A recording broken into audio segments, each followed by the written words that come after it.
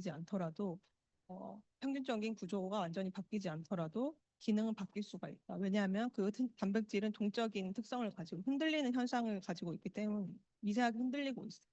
그래서 어떤 부위는 딱딱하기 때문에 덜 흔들리고 어떤 부위는 많이 흔들린다. 이 흔들림의 패턴이 기능을 바꾸게 되는 것이죠.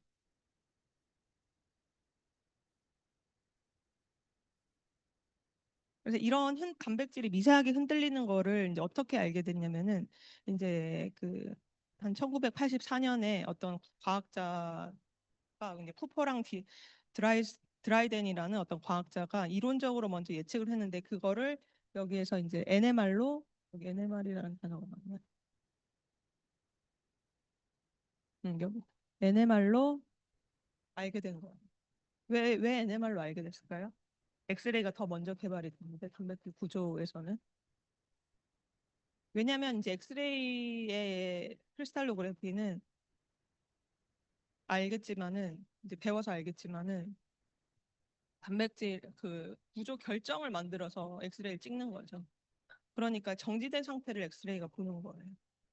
그러니까 평균적으로 구조가 변한다 하더라도 엑스레이로 그 결정을 만든 다음에 이제 그걸 찍어서 보면은 흔들리는 패턴을 읽어낼 수가 없죠. 하지만 이제 NMR 같은 경우에서는 이제 동적인 특성을 파악을 할 수가 있습니다. NMR의 분석적인 특성상.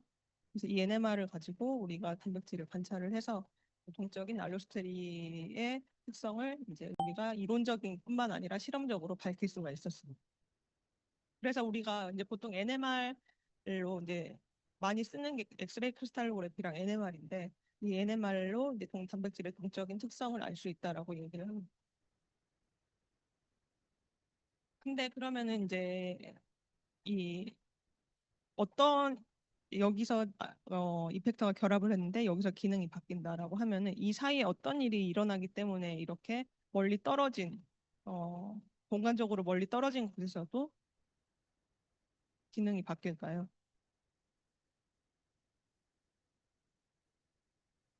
그건 이제 아미노산에 있겠죠. 여기서 보시는 것처럼 아미노산 잔기들이 서로 연결이 되어서 네트워크를 형성하고 있기 때문입니다. 실제로는 잔기들이 만드는 네트워크 때문이에요. 이걸 여기서 이제 커뮤니케이션 패스웨이라고 이제 얘기를 하고 있어요. 아니면 알로스테릭 네트워크. 어떤 특정 모든 장기가 그런 건 아닌데요. 이제 특정 장기들이 이제 어떤 사슬처럼 이렇게 연결이 되어 있어요.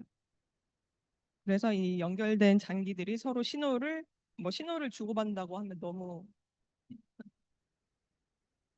이제 정기적인 신호 같지만 이 아미노산이 움직였을 때 움직이는 현상이 또 다른 아미노산에 영향을 주고 공간적으로 영향을 주고 또 이 아미노산이 또 다른 아미노산에 영향을 주고 이런 식으로 이제 그 구조적인 변화를 서로 이제 인지를 하는 거예요. 연결된 아미노산끼리, 잔기끼리.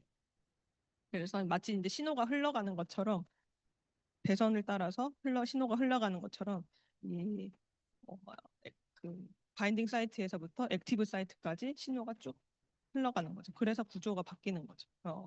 기능이 바뀌는 거죠. 서로 이제 연결이 되어 있습니다. 물리적으로 또 기능적으로. 그러면 이제 이렇게 어, 연결된 아미노산 잔기들을 어떻게 찾아낼까? 뭐 아미노산이 수백 개, 수천 개가 있는데 그 사이에서 이렇게 연결된 아미노산을 어떻게 찾아낼까? 서로 기능하는 아미노산이 어떤 것인지 어떻게 알아낼까라고 어, 궁금해하는데 답은 뭐냐면은 그 진화적인 단서가 결정적입니다. 진화. 그러니까 이제 결국 이제 기능적으로 중요하게 연결된 장기들은 진화 과정에서 함께 변화한다라는 아이디어가 이 장기들이 연결되어 있다는 것을 밝힐 수 있는 핵심 아이디어예요. 이제 신호 전달에 꼭 필요한 어떤 잔기 두 개가 서로 짝을 이뤄가지고 이제 작동한다고 가정을 했을 때 만약에 한 장기가 돌연변이가 생겨서 짝이 안 맞게 돼요. 그러면은 신호 전달이 망가지게 되겠죠. 짝이 안 맞으니까. 기능에 손상이 되겠죠. 근데 만약에 장기가 동시에 이렇게 변화해서 동시에 짝을 이루어서 이제 장기들이 변화하게 되는데도 불구하고 그 기능이 유지가 된다라고 하면은 그것들이 어떤 기능에 있어서 핵심적인 역할을 한다는 아이디어를 가지고 밝혀낸 거. 이거 공진화라고 하죠. 코에볼루션. 그래서 어떤 장기들이 함께 변화한다라는 것을 찾으면은 그 장기들이 바로 이제 기능적으로 연결된 것을 알 수가 있습니다. 기능 100%는 아니지만 기능적으로 연결될 가능성이 높죠. 그 네트워크의 구성원일 가능성이 높은 거예요.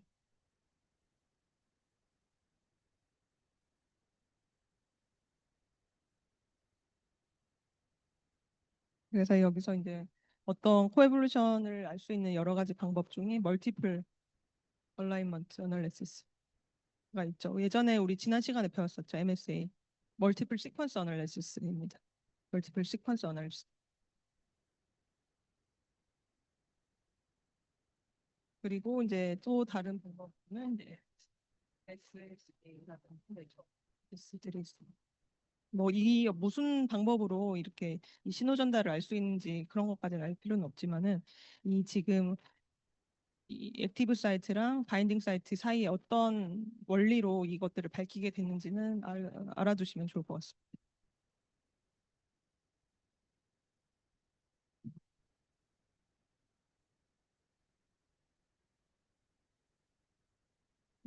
그리고 그리고 이제 단백질 디자인 이제 방금 지금까지 이제 단백질의 성질에 대해서 배웠다면은 이제 실제로 우리가 이 수업인 단백질 디자인의 측면에서 이제 본다면 이 알로스테리가 어떤 영향을 미치고 얼마나 이제 단백질 디자인에 있어서 중요한 역할을 할까라고 보면은 이제 이 알로스테리 단백질을 이제 드노보가 뭔가요? 아예 없던 것에서부터 새롭게 만드는 거죠. 근데 드노보로 디자인하는 것이 이제 이 단백질 디자인 분야에 있어서 되게 어떤 챌린저보 되게 이루고 싶은 이제 해내고 싶은 챌린저블한 도전이었어요. 그 목표였어요. 만약에 성공한다면은 이 알로스테리 단백질을 디자인하는 것을 성공을 한다면은 어떤 분자 수준의 다양한 기능을 하는 그 소자 같은 기능 소자 같은 것을 구축을 할 수가 있겠죠. 예를 들어서 스위치라든지 센서라든지 논리 회로 같은 그런 기능을 만들어낼 수 있다는 거예요. 스위치는 뭔가요? 단백질 리간드 결합함에 따라서 단백질의 기능이 온, 오프 되는. 센서는 특정 어떤 분자를 감지를 한다면은 어떤 신호를 내는 것. 형광이라든지. 실제로 우리 형광 단백질 실험에서 많이 쓰잖아요. 그리고 뭐 논리 회로라면은 뭐 여러 입력 A라든지 B를 이제 입력을 조합해서 어떤 출력 값을 낸다는 이러한 다양한 기능 소자를 구축을 할 수 있다는 점에서 굉장히 이제 메리트가 있는 내용인데 이제 목표는 뭐냐면 이 분자 스위치 센서라든지 아니면 이제 논리 회로를 직접 이제 설계를 해서 단백질에 이제 기능을 하는 단백질을 설계를 하는 거죠. 그래서 이제 만약에 이게 성공을 하게 된다면은 어떤 단백질을 단순한 어떤 구조물로 보는 게 아니라 실제로 어떤 그 정보를 처리를 하는 소자로서 디자인할 수 있다라는 발상입니다. 그런 아이디어에 목표는 그렇게 디자인을 하게 하는 거죠. 그래서 이제 실제 이제 합성 생물학 이제에서 신호를 이제 인공적으로 제어하는 어, 연구를 많이 하잖아요. 합성 생물학에서는 그런 것처럼 이제 자연에 존재하지 않는 새로운 기능을 가지는 단백질을 이제 만들어낼 수 있다는 점에서 굉장히 의의가 큰 분야입니다. 그러면은 이제 성공적으로 이제 이 단백질 엔지니어링을 하려면은 어떻게 해야 되는지라고 이제 러프하게 아이디어를 생각을 해봤을 때는 첫 번째는 이제 도메인 삽입이죠. 도메인 인솔션. 이건 뭐냐면은 이제 효소가 있다면은 효소의 그 루프 영역에 이제 이게 루프죠. 루프 영역에 여기가 더 잘 이렇게 루프가 나와 있네요. 루프 영역에 리간드 결합 도메인을 삽입을 하는 방식이에요. 그 뭐냐면은 이제 그 두 가지 상태로 이렇게 나눌 수가 있는데 먼저 리간드 프리 상태에서 보면은 이 삽입된 도메인이 이제 익스텐션 된 상태이죠. 그럼 이제 비활성이다. 이렇게 익스텐션 되어 있죠, 루프에. 근데 리간드가 바운드 됐다라고 하면은 이게 이렇게 쫙 접혀져 가지고 이 알로스테리 변화가 이제 멀리 떨어진 활성 부위에 전달해서 효소가 활성화가 되는 거죠. 이렇게 구조가 바뀌면서 리간드가 이제 여기 바인딩 하면은 알로스테리하게 다른 부위가 또 이제 구조가 바뀌면서 접히면서 이렇게 기능을 하는 효소로서 바뀌게 되는 거죠. 효소 활성이 이제 유발이 되는 겁니다. 그래서 이제 두 개의 서로 다른 기능을 가지는 도메인을 하나로 이제 용합을 하되 한쪽에는 이제 결합 신호, 한쪽에는 활성 제어하는 형태로 이제 도메인을 인설션해서 단백질을 엔지니어링 할 수 있다는 겁니다. 새로운 어, 그 조절 단백질을 만드는 접근법이죠. 두 번째는 뭐냐면은 circular permutation입니다. 원형 순혈이라고 뭐 얘기를 하는데 뭐냐면 이제 우리가 단백질은 뭔가요? 단백질은 아미노산이 한 줄로 길게 풀어보면 한 줄로 길게 연결된 사슬이죠. 이렇게 쭉 이렇게 연결돼 있죠. 아미노산 N터미너스, C터미너스 이렇게 있죠. 여기가 우리가 N에서 C로 읽게 되니까 N터미너스가 시작 부분, C터미너스가 이제 이 사슬의 끝 부분이죠. 근데 이 사슬이 이제 어떤 이제 에너지에서 이렇게 접혀서 이렇게 3차원의 구조를 형성을 하게 되죠.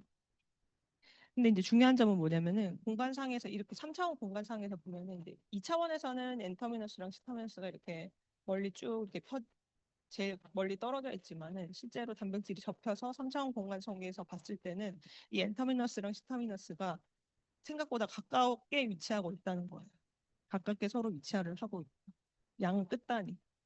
그러면은 이 양 끝단을 이제 어,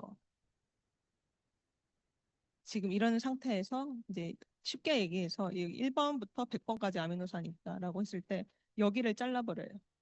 만약 여기가 49고 여기가 50이에요. 자르면 이제 여기 어느 부위를 사실 자르게 되겠죠. 49랑 50 사이. 이렇게 잘라요. 그러면은 어떻게 되겠나요? 49번, 1번 쭉 해서 50번. 이렇게 그러면 양 끝단이 49랑 쭉 50 이렇게 되겠죠. 무슨 얘기인지 알겠죠? 이 사이에 어딘가 N이랑 C가 이렇게 있고 N터미너스 V랑 C터미너스 V가 네, 상상을 하는 겁니다. 그래서 이제 가까이 있던 그 끝을 짧은 어떤 링커로 연결을 해서 이제 묶어요. 그러면 어떤 새로운 이제 양 끝단이 이제 만들어지게 되겠죠. 근데 신기한 건 뭐냐면 뭐 신기하지도 않죠, 사실은. 49랑 50 이렇게 어떤 부분을 잘라도 그러면 사실 이제 이 3차원 공간에서 이 부분을 자르게 되는 거죠. 어떤 이 부분을 잘라도 구조는 크게 변하지 않습니다. 3차원에 접힌 그 구조는 거의 그대로 유지가 돼요. 근데 알로스테리 관점에서 또 보면은 의미가 또 다른 게 뭐냐면은 단백질 내부에서 신호가 전달되는 그 경로는 사슬의 연결 방향이라든지 어떤 말단의 위치라든지 사슬의 유연성 등에서 영향을 받기 때문에 또 이 부분을 자르게 되면은 그 알로스테리의 그 단백질의 그 기능이라든지 그 사슬 부위라든지 그런 것들이 다 바뀌게 되는 거예요.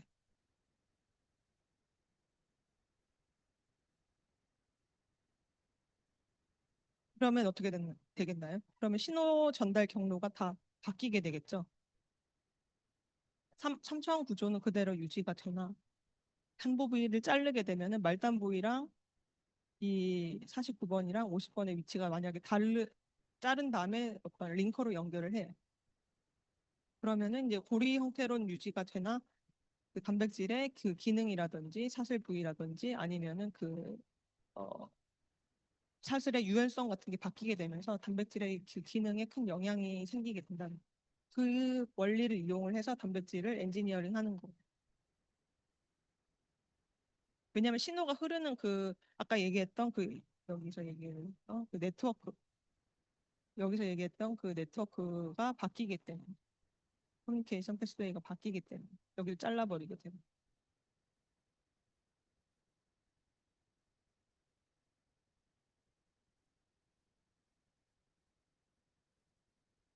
그래서 이제 사실 이제 좀 복잡하죠. 그래서 이제 실제적으로 단백질 알로스테릭 디자인은 이제 아직도 어려운 단계에 있습니다.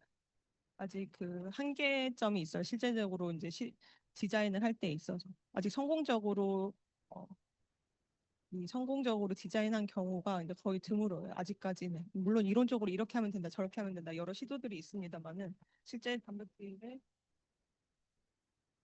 어, 성공한 디자인은 별로 없다. 알로스테릭 프로테인을 디자인한 성공적인 경우는 아직까지는 없습니다.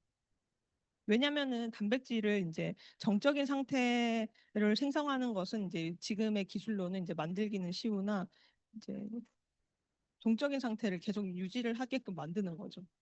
바인딩 사이트를 바꿔서 액티브 사이트를 또 바꾸고 이런 식으로 이제 동적인 단백질의 그 기능을 바꾸는 게 아직까지는 디자인을 하기는 아직까지는 어렵다. 아직 미해결 문제입니다.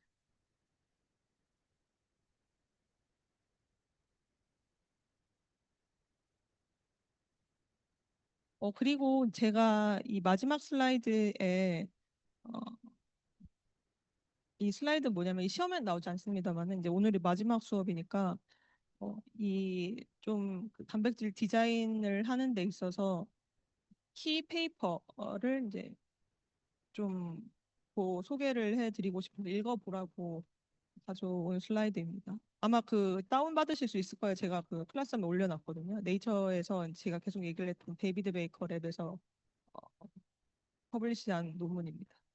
이 단백질 현재 지금 오늘날의 단백질 디자인의 파이프라인을 아주 최 그 뭐라 그럴까요? 최전선의 그 파이프라인을 볼 수 있는 논문이에요. 그래서 이거는 시험에 나오지는 않고 여러분들이 관심이 있으시면은 이 논문 읽어보시고 이 지금 파이프라인 정리를 한 거거든요. 근데 사실 이제 아주 러프하게 제가 했기 때문에 정리를 했기 때문에 여러분들이 배우셨던 중간고사 때 배우셨던 그 내용들이 타겟 프로테인에서 마렙 디퓨전의 프로테인 엠페인에서 이제 티터링 하는 거. 여기 뭐 IPTM 같은 경우에서는 이제 뭐냐면은 여기서 제가 알파폴드 2만 계속 얘기를 했는데 알파폴드 멀티머도 있거든요. 알파폴드 멀티머는 뭐냐면 지금 똑같은 데서 이제 개발을 한 건데 알파폴드는 이제 하나의 단백질만 가지고 이제 예측하는 알고리즘이거든요. 근데 알파폴드 멀티머는 이름에서 보는 것처럼 두 개 이상의 단백질을 결합을 했을 때 어떤 모양으로 결합을 하는지, 인터페이스가 어느 부분이 될 건지 등을 이제 예측을 해주는 두 개 이상의 단백질의 컴플렉스를 예측을 해주는 알고리즘입니다. 그 알고리즘에서 쓰는 이제 그 뭐죠? 컷오프 파라미터 같은 것을 계산을 해주는 거죠. 그래서 IPTM은 이제 그 파라미터 값입니다. IPTM이 높으면 높을수록 좋고 낮으면 낮을수록 예측에 벗어난 안 좋게 좋지 않은 디자인.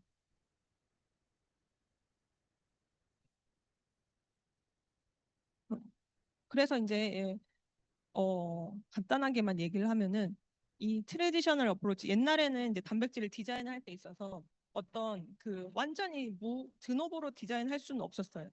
어떤 작은 스몰 그 스캐폴드가 있었어야 됐어요. 기존에 이미 존재를 하고 있는 단백질의 어떤 형태가 존재를 해서 그 형태를 기반으로 또 모디피케이션 하는 거죠. 그렇게 해서 단백질을 디자인했었어야 됐는데 이 논문에서는 이제 이론으로 한 것뿐만 아니라 실제로 이제 실험적으로 증명까지 한 거예요. 이 연구에서는 아예 제로에서부터 완전히 우리의 예상이랑 우리의 예측이랑 일치하는 단백질을 디자인을 한 케이스.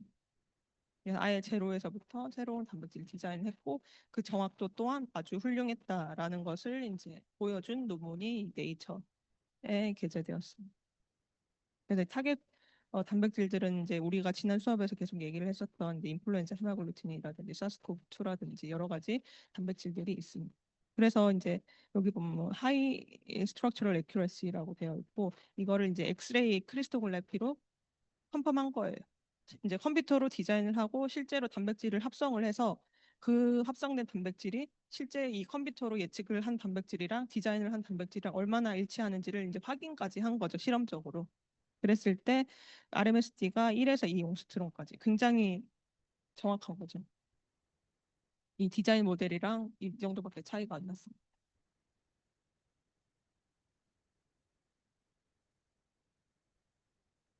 네. 그래서 이제 관심 있으신 분들은 이제 이 논문 읽어보시고 이 내용은 시험에 나오진 않습니다. 이 전 슬라이드까지 이제 시험 범위로 하겠습니다. 중간고사 이후부터 지금 오늘 배운 내용까지. 그래서 그 중간고사 때처럼 이제 객관식으로 나오고 컴퓨터용 사인펜 지참하시고 시험 그 시간 전에 입시를 반드시 하시고. 네, 그럼 됩니다. 몇 문제요? 아직 출제는 안 했는데 한 뭐 30문제 정도 나고. 근데 다 금방 푸시던데요, 그때 시간 안에. 질문 있나요?